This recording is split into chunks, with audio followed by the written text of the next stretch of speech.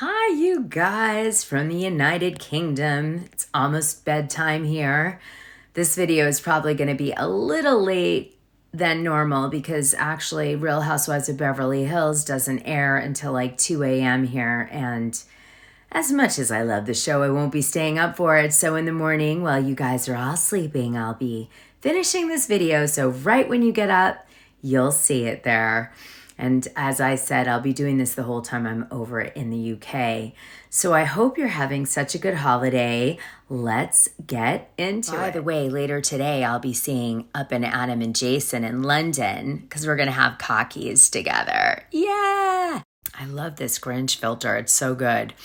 All right, so we're going to start with some gossip that's going to be shady, and then we're going to move into the recap as usual. I'll put the time codes in the description of the video if you want to jump to the recap part and skip the gossip.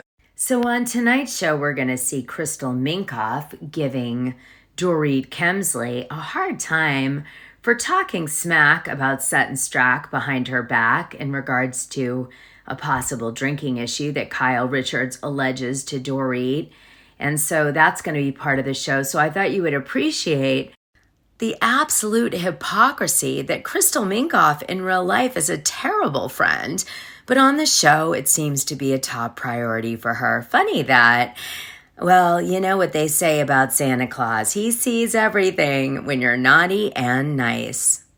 I have a lot in common with him.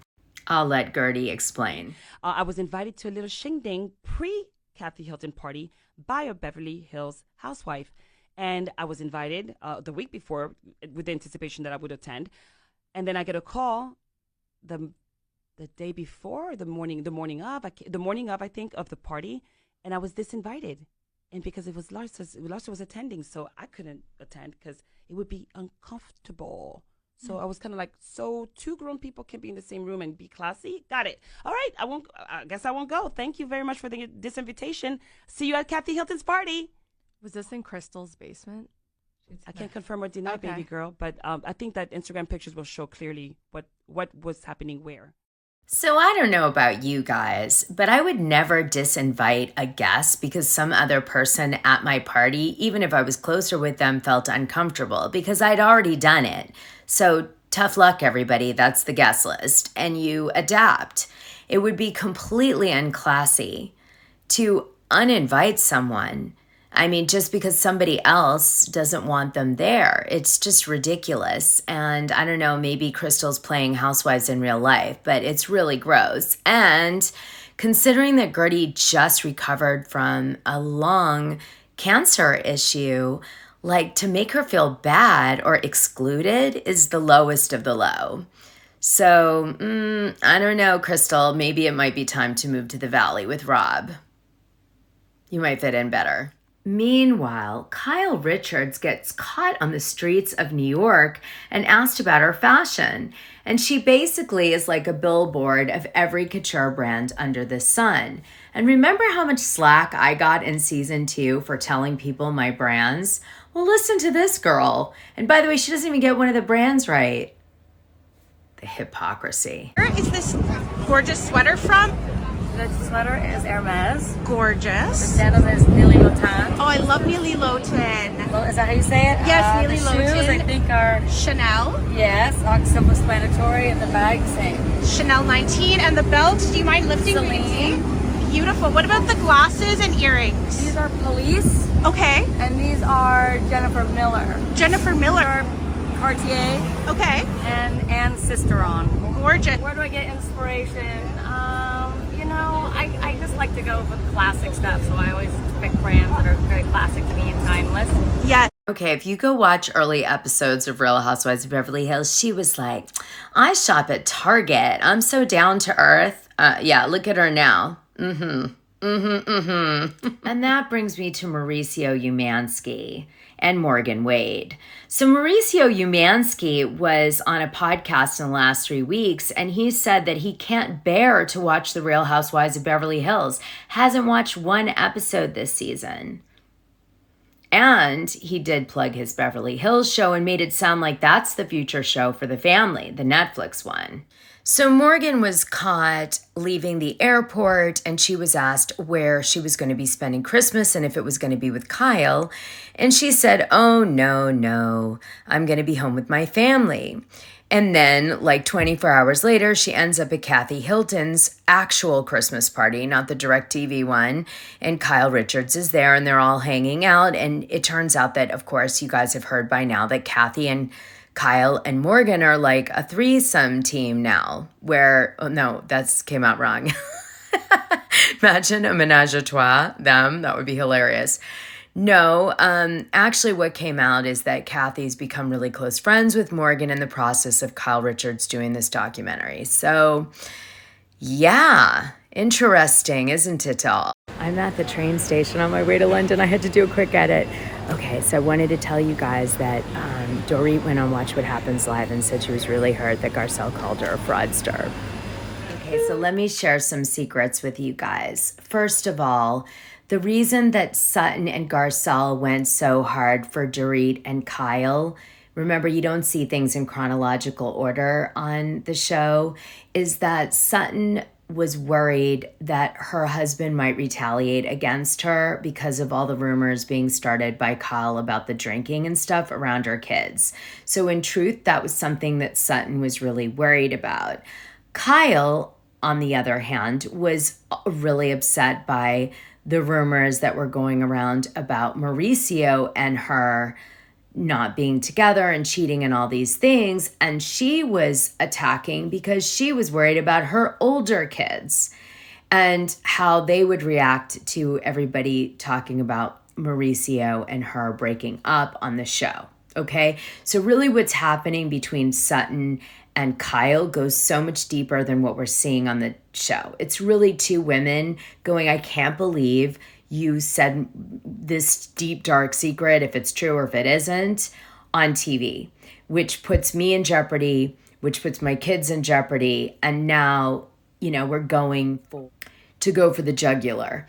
And just so you know, I think Garcelle made that attack against Dorit because Dorit talked to Kyle and perpetuated the drinking rumor about Sutton, which Garcelle's going to say, she was probably protecting Sutton on that one.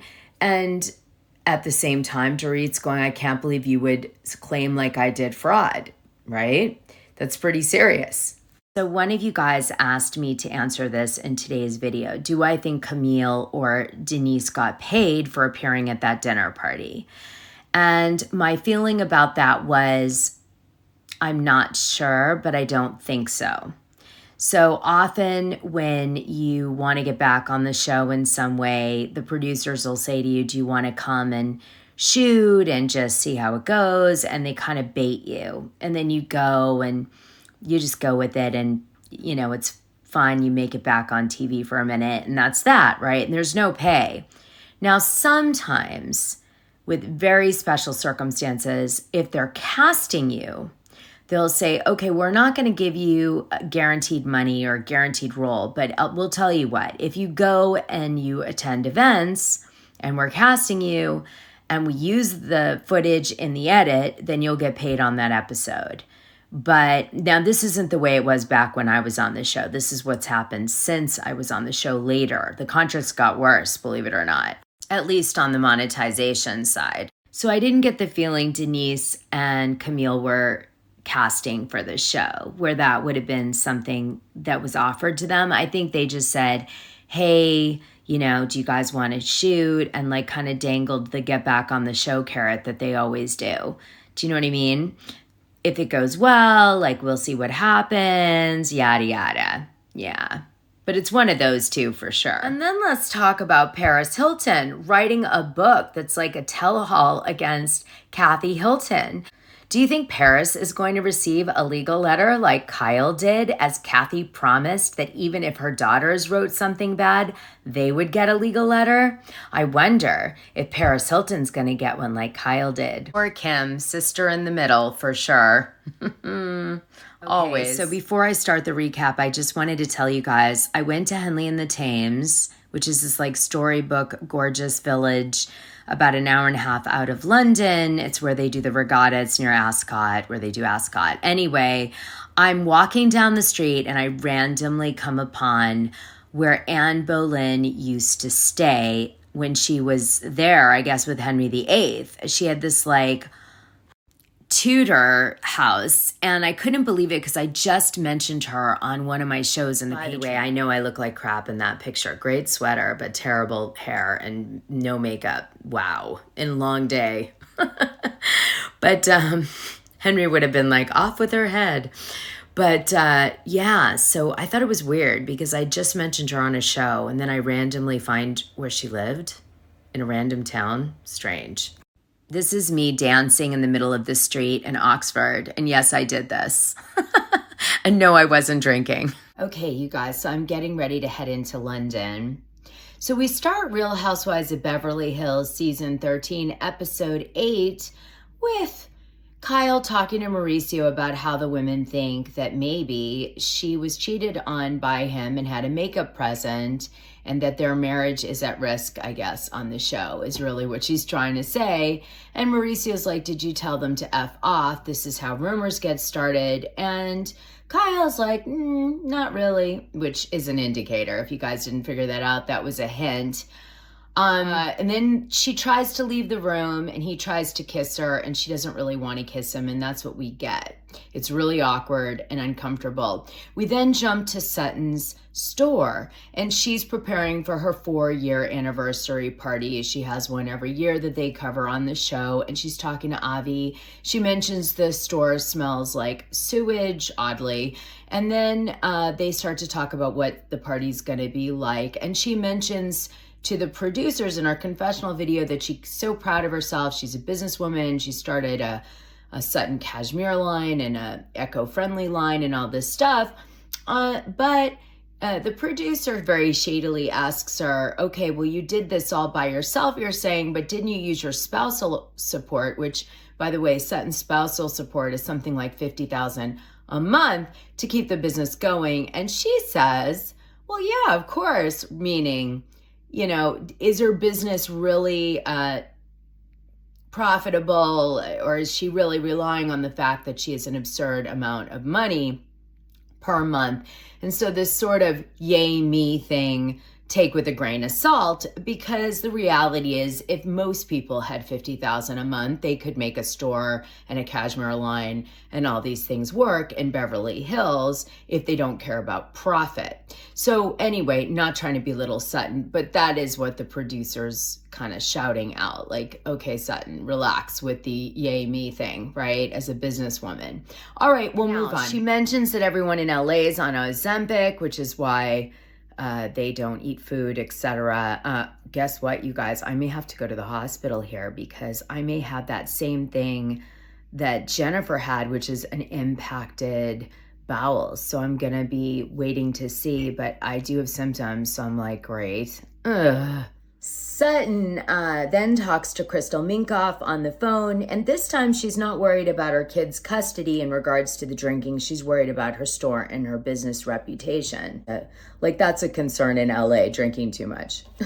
So then we see Kyle meeting with Jamie, her psychologist or psychiatrist.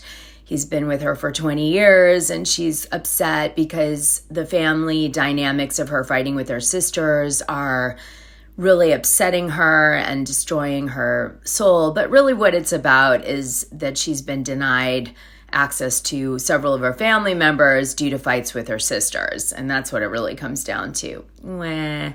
So Kyle basically confirms a lot of gossip that people believed over the years in this scene with the psychiatrist. Listen to this. You're going to hear about the legal letter I mentioned earlier too in this scene. I just felt like every time there was something that should be perceived as, that's amazing, you know, I'm proud of you. There's never any of that. It's like when I wrote my book, you know, my sister thought it was going to be something that it wasn't and got mad at me. And even when I opened my store, there was an issue.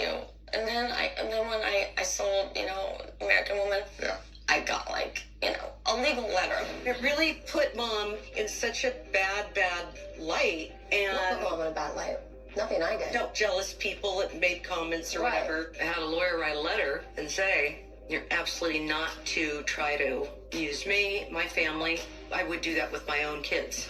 What you can do is let them know that you love them, which I know you do, but it cannot be on their terms. It cannot be where you're in the doghouse all the time. Now, also mentioned in that scene, but I didn't play it for you, is Mauricio confirming back in season 1, I think it was, that, you know, he felt that Kathy Hilton and Rick Hilton were holding him back. He wanted to go start his own real estate company, and due to family, he was feeling like he couldn't, but he does, and he poaches agents from Rick Hilton, but we'll, you know, whatever. That's neither here nor there, but you get the drift. So the idea is that the Hiltons have always kind of held Kyle Richards and Mauricio back for their own benefit. Notice Big Kathy saying that jealous people were writing about Big Kathy, and that was the negative stuff out there about her. And we're like, no, it was more investigative journalists that wrote books about Big Kathy that were negative, but okay. So then the show turns and it really gets serious because Kyle talks about her best friend since she was 7, and legit was her best friend since she was 7, who, due to depression, took her own life, and nobody caught it, and the system failed her. I don't know what Kyle means by that, but that's how Kyle feels about it. And we find out really what's going on with Kyle, and that is that she's lost her sisters in terms of their support. She's lost her husband, but we don't totally understand that at this point because it hasn't all come out yet. And we also see her lose her best friend that she's had since childhood. And I would say as a public figure, it's difficult to make friends you can trust. So, you know, at the level of fame Kyle is now, not 8 years ago, but now. The thing is that, you know, I feel for Kyle at this moment because the reality is that as you get older, it is hard to find safety. You have these ideas of what makes you safe your whole life, and they deteriorate over time, and you realize you're really alone. And it is a very difficult thing to accept that the only one that can save you is you. But in this is a powerful message, so I thought I would stop and get serious for a moment. I don't often do that on YouTube, and have you guys ponder that thought. By the way, remember, if you get sad or depressed, just call 988 and talk to them. Don't wait. It'll help you. Now, there is one piece of gossip that came out of this very sad scene, and I felt for Kyle so much. I hope she's okay. And that is that Lorraine was on her will. She was the one who was going to be like her trustee to oversee her children and her assets, not Mauricio. So then we see Garcelle go out with her son, Jade, and she talks about being a little worried about him because he acts his age, which was kind of odd to me. But anyway, we meet his girlfriend. She's really sweet. And the girlfriend's like, you have to spend time with your mom and watch movies. And Garcelle loves it. Okay, that's that scene. So then we get a feel for Marcellus and Anne-Marie's family. We're in her house. The kids are getting ready for school. They're ages 3, 4, and 7. We hear her love story. Her love story is that Marcellus had a lot of women that he was seeing at the time that they met. He decides that she's the one marriage material and acts accordingly. He says to her that the reason he loves her is she's like the full package. 8.5, I think, was the points he gave her out of 10 on all things, 9.5 on the body. And he said he'd rather have a woman that had like an 8.5 all around than, let's say, a 10 in one category. And it all seems very much like an analyst, really. So then we see Erica talking about how she's always dreamed to have a show in Vegas. We see Lou Taylor's friend, who's a music attorney, signing contracts with Erica Jane Girardi on the table in front of her other agents and managers and Mikey and Lord knows who else was there. And they're signing contracts that she's going to have a 20-show residency in Vegas. Of course, this is going to be a spinoff. Here's a picture actually on Renee Chahoy, Erica's mom's Instagram of Erica when she was young. I guess Erica tries to say that her relationship is really complicated with her mom, but if you go to her mom's Instagram, it's pretty supportive of Erica, all along the way. Renee is an actress and a cinematographer. She's had a lot of different jobs over time, but she is in the entertainment industry and, so she knows the game. And I wonder, I suppose, how much of this kind of complex relationship is true or not with Erica. Yeah. Anyway, I'll leave that. So I'm not surprised to see Evan Rial on the red carpet included in tonight's episode. Kyle Richards shows up with Kim to show that everything is okay with her and Kim. And they go to Sutton's party together, sort of an FU to Sutton, like, hey, everything's fine with my sister. Because remember, last week Sutton said, she had lost all of her sisters. So that was retaliation. So then we see this BS resolution process at Sutton's party between Kyle and Sutton. I mean, it's just bizarre.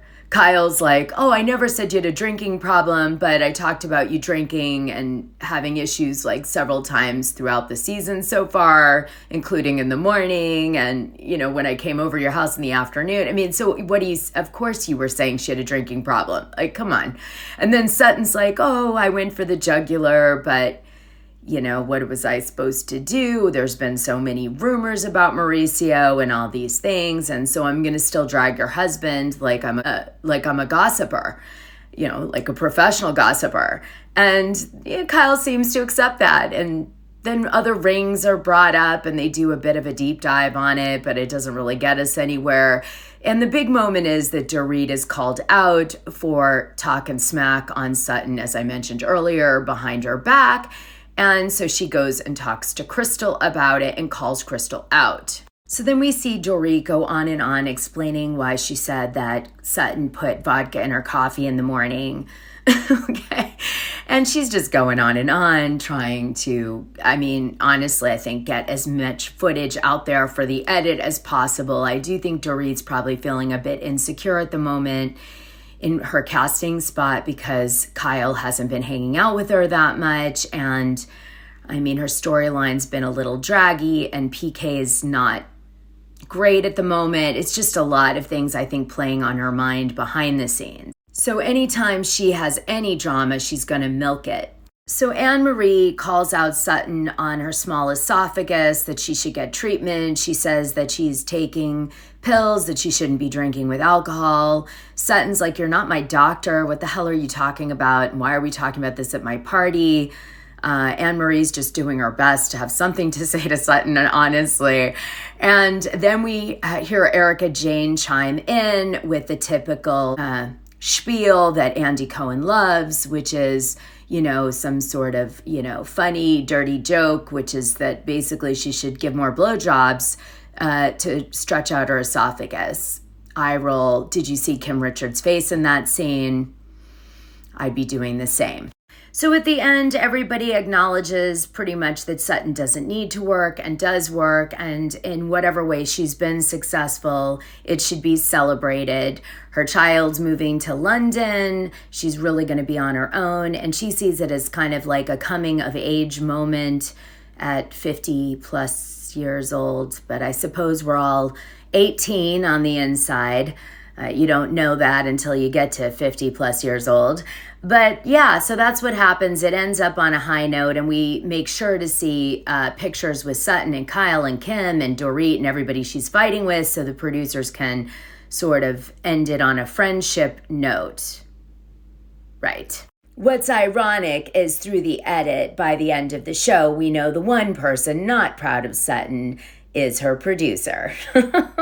All right. Bye, you guys. I'm heading to London to see Adam and Jason. Like, subscribe, and hit the notification button. And I look forward to next week when we speak again.